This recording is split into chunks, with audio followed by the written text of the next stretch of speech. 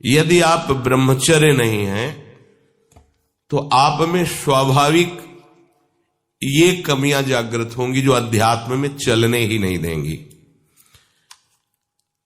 ब्रह्मचर्यहीन के लक्षण, जिन्होंने ब्रह्मचर्य का नाश किया है, अपने आप जांच लेना। उसके अंदर बार बार काम पीड़ा जागृत होगी, उसका विचार कामाशक्त होगा, पहला लक्षण। बस उसकी बार बार वृत्ति काम की आएगी, बार बार पीड़ा हृदय में काम भोग की प्रेरणा देगी। वो इतना असमर्थ होने लगता है कि आंख मिला के बात करने की भी हिम्मत नहीं रह जाती उसमें।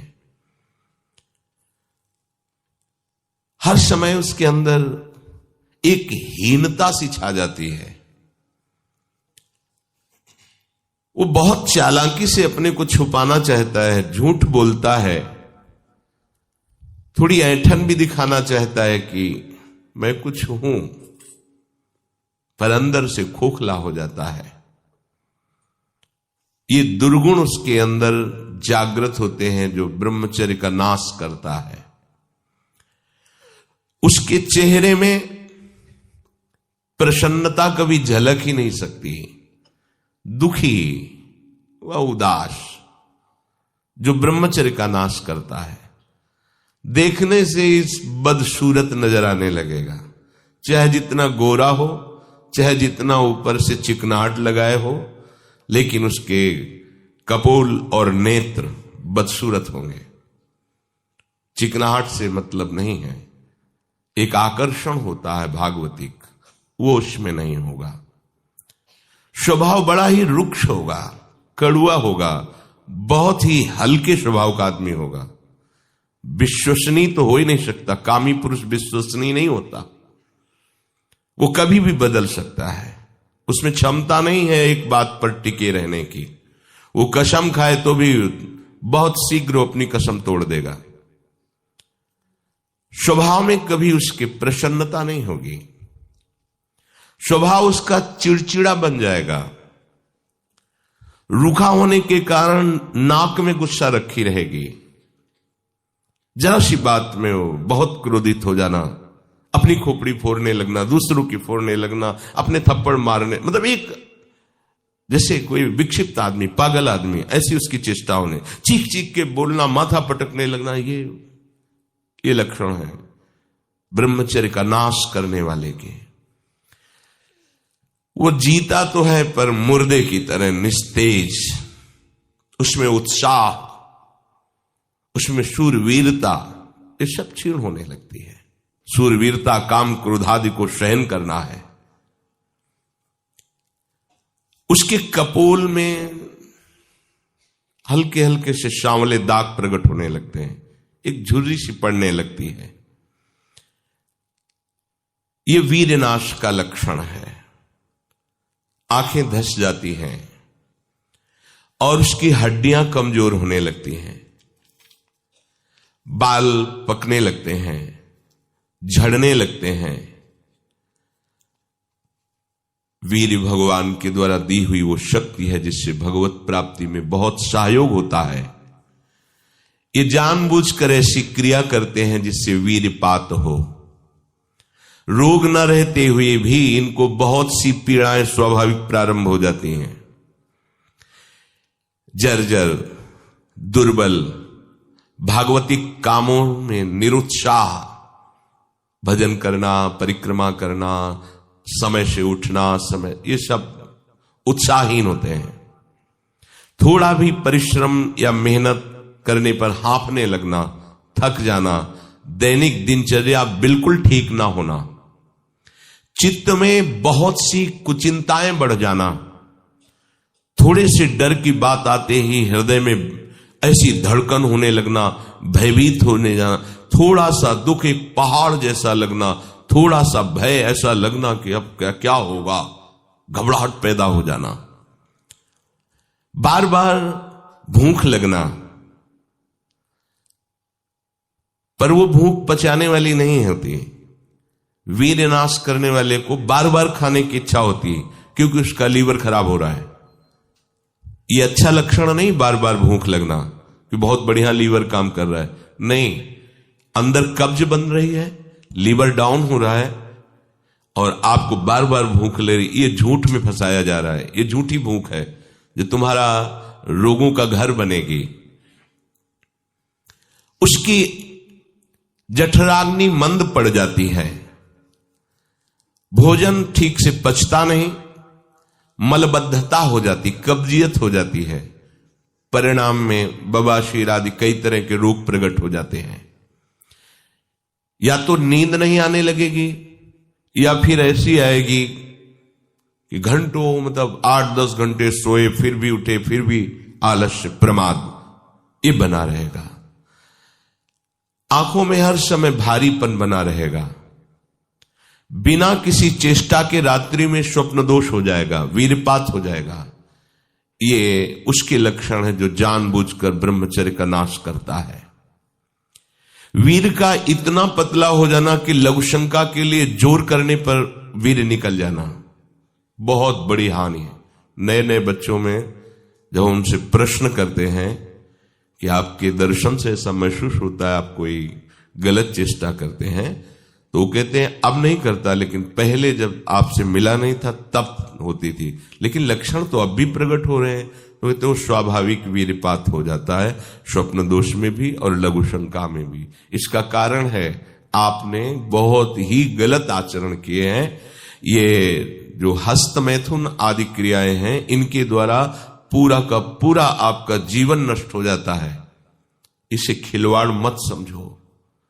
चाहे गृहस्थी में भी जाना हो तो खिलवाड़ मत करो। आप गृहस्थी लायक नहीं रह जाएंगे। आप जो गृहस्थ धर्म में संतानोत्पत्ति क्रिया है, आप उसके लायक नहीं रह जाएंगे, आप में योग्यता नहीं रह जाएगी। इसलिए सावधान। परमार्थ में चलना है तो अत्यंत आवश्यकता ही है ब्रह्मचर्य की, पर गृहस्थ में चलने के लिए भी ब्रह्मचर्य की आवश्यकता है। जहां वो पेशाब करने के लिए जोर लगाते हैं तो वीर्य स्खलित होने लगता है थोड़ी थोड़ी मात्रा में। ये हस्त मैथुन करने वालों का प्रधान चिन्ह है। इसका परिणाम यहां तक हो सकता है कि पुरुषत्व का नाश होकर नपुंसकता आ सकती है। हाथ पैरों के जोड़ पर बिना किसी कारण के दर्द होना, कमर में, गांठ में, जहां संधियां हैं, अस्थियों का जोड़ है, वहां दर्द होने लगना। सर में जरा भी विचार करने पर दर्द पैदा हो जाना। किसी विषय पर विचार कर या मंत्र में ध्यान कर तो सर में दर्द होने लगना। हाथ पैरों में शिथिलता आने लगना। दिमाग में एक सनसनी पैदा हो जाना। कानों से शाय शाय शब्द सुनाई देने लगना। नाटक, उपन्यास और गंदी बातें, अश्लील चित्र देखने में बड़ी रुचि हो जाना। सावधान होकर श्रवण करें। भगवत मार्ग के उपासक हैं। कुछ उपासकों में जो बाहर अनुशासनहीन होकर के रह रहे हैं और उनके पास स्मार्ट मोबाइल क्या कहते हैं वो है, तो वो लोग कभी ऐसी गलती ना करें, सर्च करके ऐसे दृश्य ना देखें, नहीं तो तुम्हारा ऐसा नाश होगा कि तुम इस बात को किसी भी साधन से पूर्ण नहीं कर पाओगे। एक बार मछली की क्रीड़ा देखने पर शोभरी जैसे महात्मा कामाशक्त हो जाते हैं। एक बार वैश्या के साथ ऐसा कृत्य देख करके अजामिल जैसा संयमी ब्राह्मण भ्रष्ट वैश्यागामी बन सकता है। और आप देश विदेश की ऐसी गंदी फिल्में, गंदी बातें देखकर आप अपने को संयमी रख सकते हैं?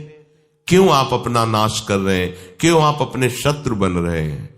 उपासक समझता है कि कोई जानता नहीं है, लेकिन तुम जिसको जानने के लिए चले वो तो तुम्हें जान रहा है ना। वो कैसे तुम्हारे सामने आएगा? कैसे तुम्हारे मुख में नाम चलेगा? कैसे हृदय में भगवत प्राप्ति का उत्साह रह जाएगा यदि आप ऐसा? उपासक को नाटक, उपन्यास, सिनेमा, अश्लील चित्र, गंदी पिक्चरें बिल्कुल नहीं। क्यों अपना नाश कर रहे हो? पर उसको रुचि हो जाएगी। जो व्यभिचारी प्रवृत्ति से युक्त है उसको ये अच्छा लगेगा। बार बार पेशाब होने की इच्छा होना, पेट में ऐसा लगना जैसे बहुत गर्मी पैदा हो गई है, और प्रमेह आदि उग्र रोगों का प्रादुर्भाव हो जाना, ये ब्रह्मचर्य नाश का लक्षण है। तलवे हथेलियों पर पसीना आने लगना, हाथ पैर में जरा भी काम करने के लिए चलो तो कंपायमान होने लगना, थोड़ा भी ऋतु परिवर्तन बीमारी को पैदा कर देना, थोड़ा सा गर्मी थोड़ा सा सर्दी बीमार हो गया, उसे प्रकृति का प्रहार सहन न करने की सामर्थ्य आ जाती है। वो प्रकृति का प्रहार सहन नहीं कर सकता, ऐसी स्थिति हो जाती है। चेहरे पर मुहासे प्रकट हो जाना, कभी कभी अचानक खड़े होने पर आंखों के सामने अंधेरा छा जाना, अधिक वीरपात होने पर मूर्छा भी आ जाना, स्मरण शक्ति का ह्रास हो जाना, बहुत बार प्रयास करो फिर भी याद नहीं होगा। और ब्रह्मचर्य सही है तो एक बार बोल दीजिए, 100 वर्ष बाद सुन लेना, वो अपने आप स्थापित हो जाएगा। ज्यादा पढ़ना लिखना नहीं पड़ता, एक बार बोलिए, वो 100 वर्ष बाद पूछ लीजिए, 100 वर्ष बाद उसकी स्मृति वैसे ही बनी रहेगी यदि वो ब्रह्मचारी है। चित्त का अत्यंत चंचल हो जाना, चित्त में बिल्कुल बल ना होना कि हम विषय से हटा के प्रभु में लगा सके, ऐसी सामर्थ्य नहीं, दुर्बल हो जाना, बार बार प्रतिज्ञा करना पर उसका निर्वाह न कर पाना, आज से मैं ऐसा नहीं करूंगा, 1 2 3 फिर गिर गया, वहीं गिर गया। हर कार्य बीच में छोड़ देना, किसी भी कार्य को सांगोपांग न करना, ये वीर्य पात करने वाले के लक्षण है। दिमाग में भयानक गर्मी रहना, नेत्रों में जलन उत्पन्न हो जाना, वह बिना किसी कारण के नेत्रों से पानी बहना, बहुत कम गलती में भारी गुस्सा आ जाना, बहुत कम लाभ में फूल जाना, अहंकार आ जाना, कम लाभ में भी कोई लाभ नहीं, छोटी मोटी वस्तुओं के प्राप्त होने पर अहंकार आ जाना, माथा, कमर, मेरुदंड, छाती, इनमें बराबर दर्द बढ़ते जाना, बड़ी हालत खराब हो जाती है। ऐसे दर्शन हुए ऐसे जनों के, आंखों से दिखता नहीं, 28 वर्ष के होंगे वो लगभग, वैराग्य इस कोटि का कि आप सोच भी नहीं सकते, बाहरी बस लंगोटी अचला और फुटपाथ में पड़े रहना। पूर्व विद्यार्थी जीवन में विद्यार्थियों के साथ हस्तमैथुन करने का अभ्यास वो इतना दृढ़ हो गया था कि 10-10, 15-15 बार एक दिन में स्वाभाविक ऐसे, तो उनकी हालत ये थी कि आंखों से दिखना बंद हो गया था, खड़े होने की सामर्थ्य नहीं। तो हितधाम में एकांत में मिलकर कहा था कि आपका जो ब्रह्मचर्य का प्रवचन सुना हमें, तो ऐसा लगा कि शायद आप उपाय बता सकते हो। तो हम कहा हमारे पास कोई, हम आयुर्वेदाचार्य है नहीं, और दूसरी बात है कि ये चीज आपके हाथ में है, अगर आप नहीं रोकते हैं तो आपको ऐसी दशा में पहुंचा देगा ये क्रिया कि आप किसी काबिल नहीं रह जाएंगे। रीढ़ की हड्डी कमजोर हो जाती है और उसमें सीधे बैठने की सामर्थ्य खत्म हो जाती है, वो झुकाव ऐसे, वो झुक करके ही ऐसे बैठना। वीरपात करने वाले के मसूड़े में फूलना, मुख से दुर्गंध आना, शरीर का पसीना दुर्गंध युक्त होना, ये वीरवान के यहां से दुर्गंध नहीं आ सकती। जो वीरवान अर्थात जो ब्रह्मचारी है उसके यहां से दुर्गंध, उसके मुख से दुर्गंध नहीं आएगी, भले कुल्ला करे या ना करे, ये वीर में सामर्थ्य होती है।